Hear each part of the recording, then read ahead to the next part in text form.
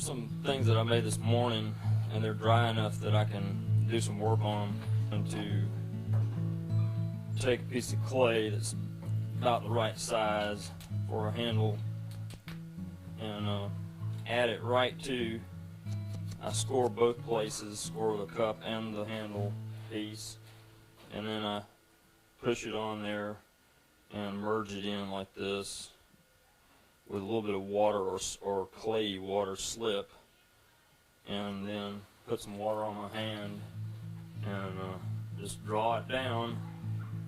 And you can do this pretty quick if you know what you're doing, and look at it and see if it's, check it and see if it's still round, and check it and also to see if it's straight off the pot, and then make different sizes too for different people. I don't have any one set size that I make because people have different size hands. But there's a cup. And then the last thing I do before I let it dry, before you put a glaze on it, is I stamp it with my initials. And that's a cup.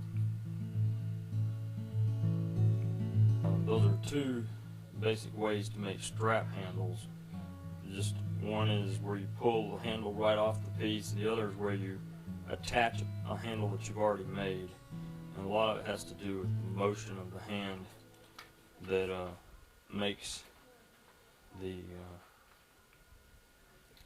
handle graceful.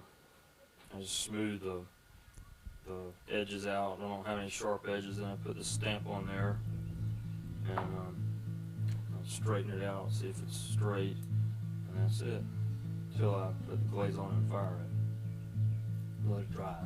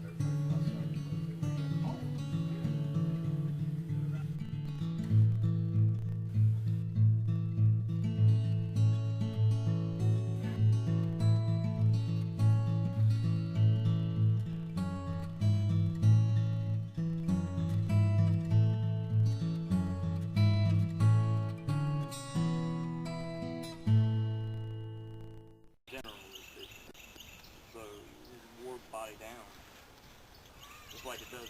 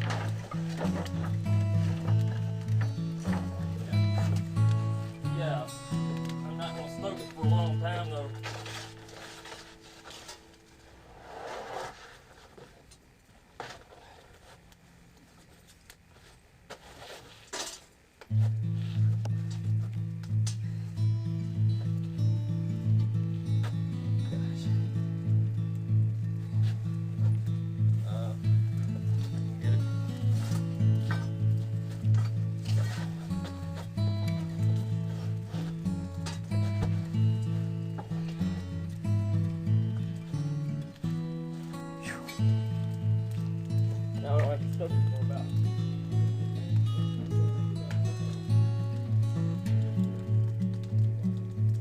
Yeah.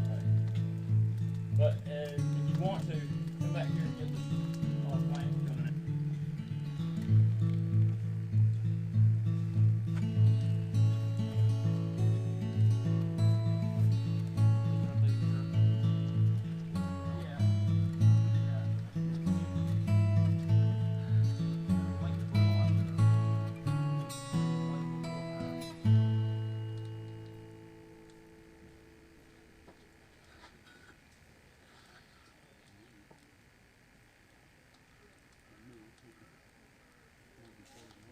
Now, what effect are you shooting for? I'm not familiar with what. I'm firing pottery. Okay. Heating it up to a groundhog type kiln. Okay. 16 to 20 hours fire.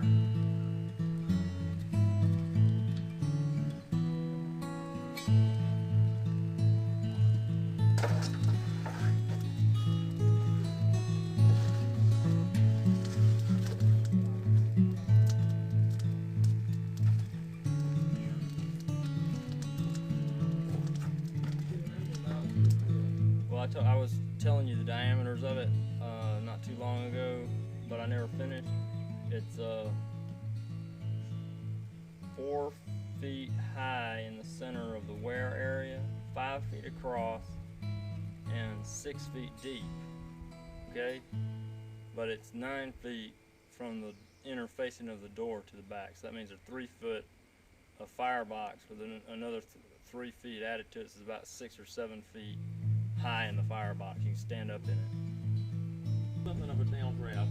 Yeah, that's what I was saying. It works sort of, and if you make the saggers, if you can actually put a bag wall, but what happens is you don't get any heat right. You don't get heat on the bottom if you block it heat. You're gonna hit me. The fact that he purchased it. Well, we were talking about that earlier. That probably because it was so long, those things are longer, and the kiln area is shorter. Most of the old kilns are only 2.5 to 3 feet high in the middle, and this is another foot or 2 feet. And what they did was they put the large pieces in the middle of the kiln, and then out towards the side they put their smaller pitchers and things. So you had your big churns and crocks in the middle. But then they, like up in South Carolina and up in North Carolina, they had really huge kilns that were probably much bigger and much taller than this. But like the North Georgia groundhog kilns, I know are not much higher than about 2.5 to 3 feet in the middle. But they're sometimes 12 feet long, where this is only 6 feet. So it's twice the length of this. I mean, shot up in the right in here. You can see right now. And you gotta be careful. But if you aim it right, you could get a shot of something there. Actually, that might not be the best one. You can probably have them not fall over or trip on something. You can see some pots right in there. You don't get too close because you might burn your lens.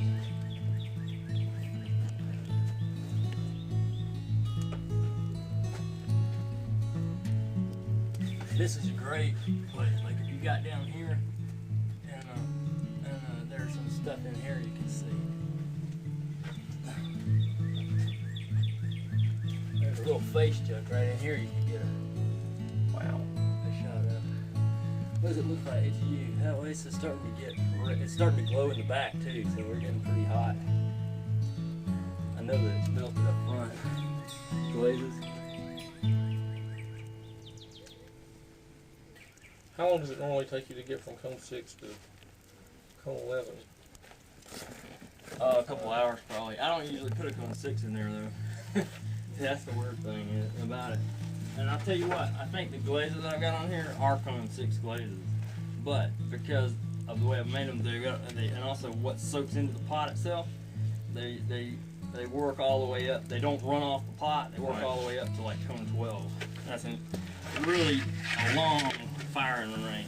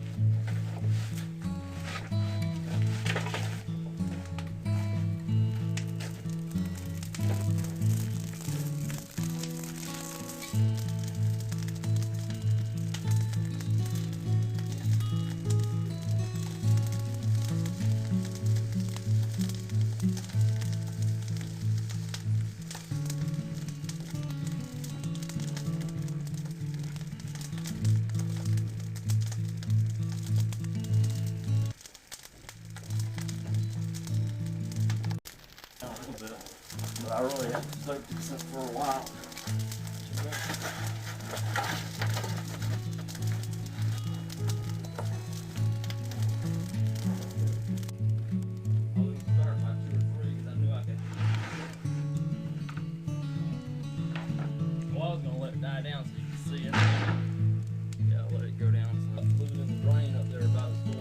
Oh, really?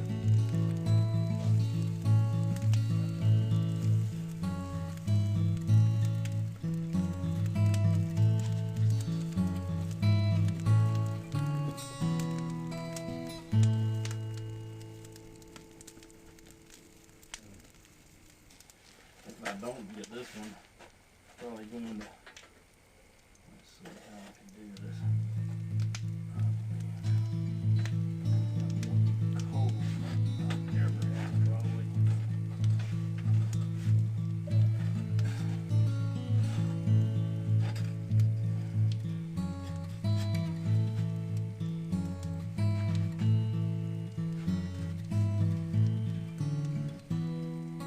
It's not working. Let's see.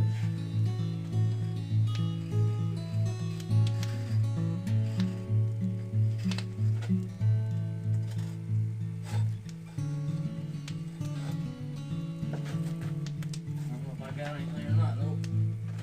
I lost the cup. Ha!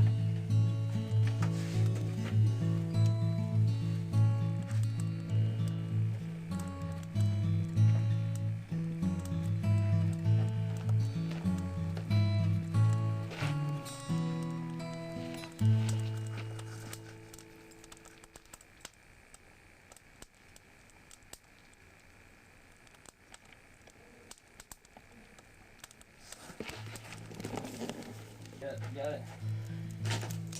Yeah.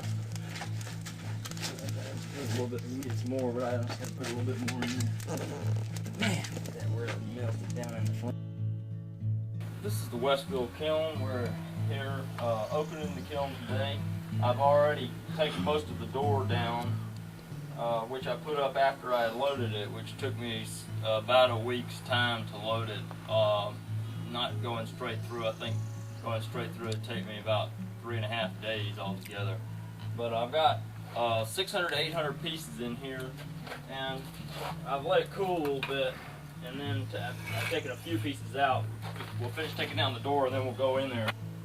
Okay, I've taken the coals out with this long shovel, and now I can put a bench in over there, and it keeps you from getting your feet hot, but it also, you gotta have a bench so you can climb up in there easy.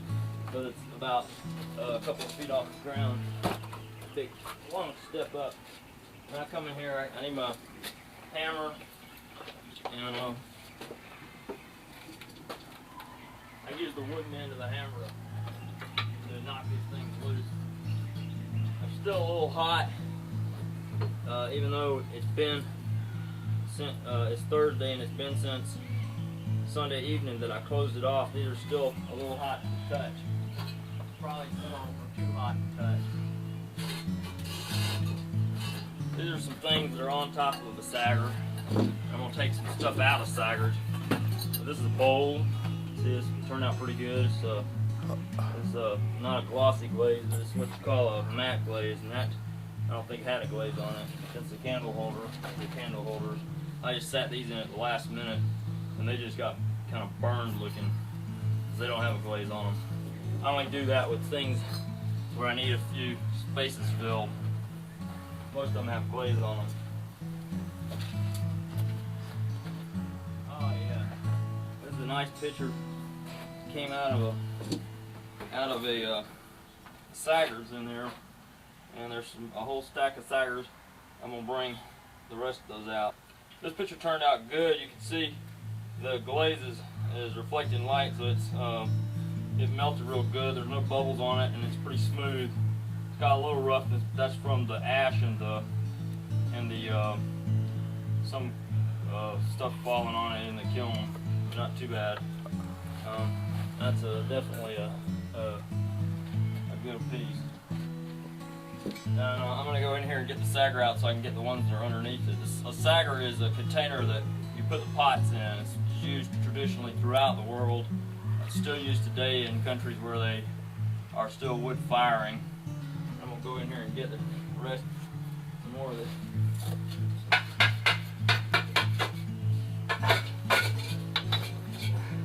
Here's another sagger that I got that out of. And, oh, a little jar. This is like just any kind of jar. The lids might stick a little bit, but you just tap them with a piece of wood and they usually come loose. Or else, if they don't come loose just like that, that's a kind of a gray, whitish gray glaze in there.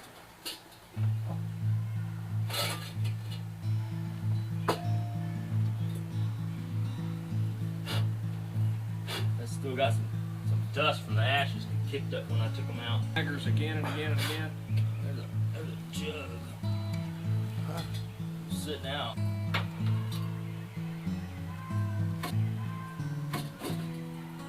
Ooh, I got me an ugly face jug here.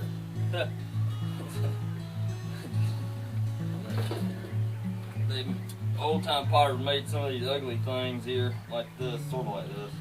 My own version of one. I usually don't make them scary, but that's about the scariest one I've made. I make some funny ones. There's a little tinny cream pitcher or gravy pitcher. Since I'm using local clays, it's got a good bit of iron in the clay body. Now, it'll take a while to finish unloading this because I hadn't even, I've just unloaded some of the front, and we put some bricks in here. I'll go ahead and get out some of them.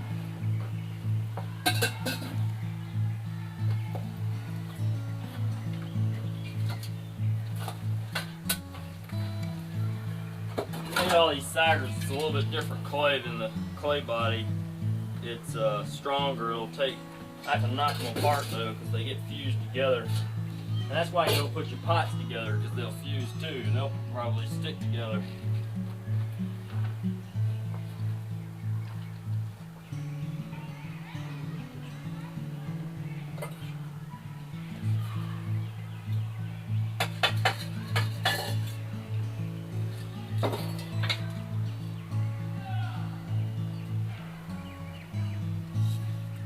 Yeah, as I told you about the lid, that come out of here. It come off, there it goes. This was from an earlier clay batch, I think. It's a little different.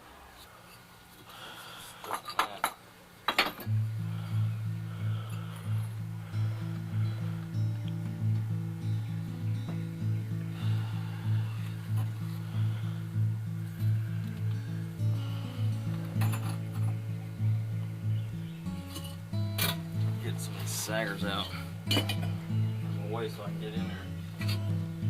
To get all the way back up in there to get the stuff out.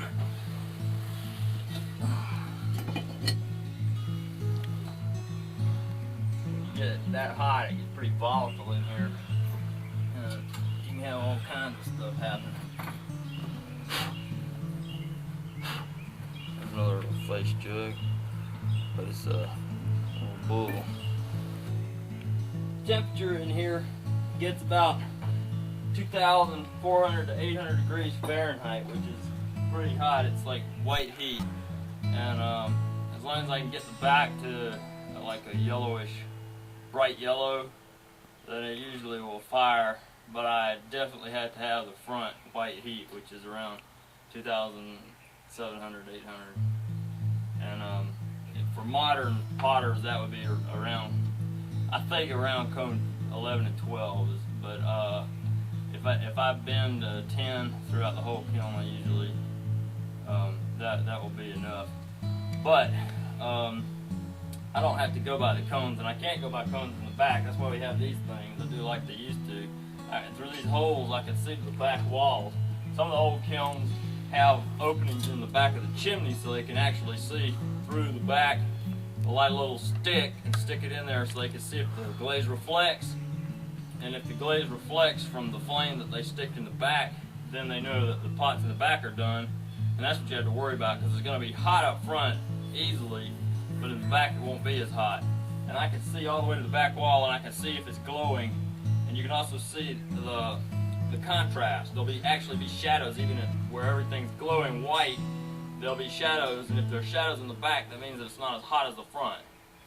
So you could tell sort of what the temperature in the back is by the contrast with the front. Now you have to be careful. You got to use some kind of frosted glass or welder's goggles or something like that to protect your eyes at that high heat, because it's really blinding. It's different from normal light. It's more like looking at the sun. 15 to 20 hours fire.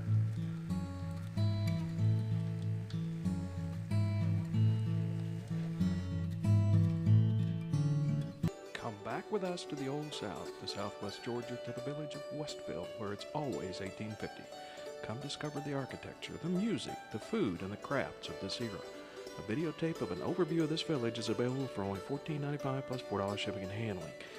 Please call 1-800-959-0597. MBF Limited, Suite 1401, 55 Marietta Street, Atlanta, Georgia 30303.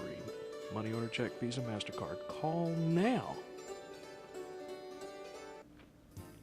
Follow a barbecue judge as the judge visits barbecue teams at their cooking sites. Learn what the judge looks for in evaluating barbecue by the questions answered by the team cooks. See how cooking teams win bragging rights and trophies in these cooking contests. Only $14.95 plus $4 shipping and handling. Call 1-800-959-0597. Visa, MasterCard, check or money order to MBF Limited, Suite 1401, 55 Marietta Street, Atlanta, Georgia 30303. Call now. Barbecue. This is a Florida State Championship trophy here. This is a Georgia Whole Hog Championship trophy here. This is a shoulder championship. Tradition of springtime, summer, and fall. Learn secrets of cooking trophy-style barbecue from the championship cooking team Hot Shots in this barbecue cooking video. 1-800-959-0597. $14.95 plus $4 shipping and handling. Visa, MasterCard. Call now.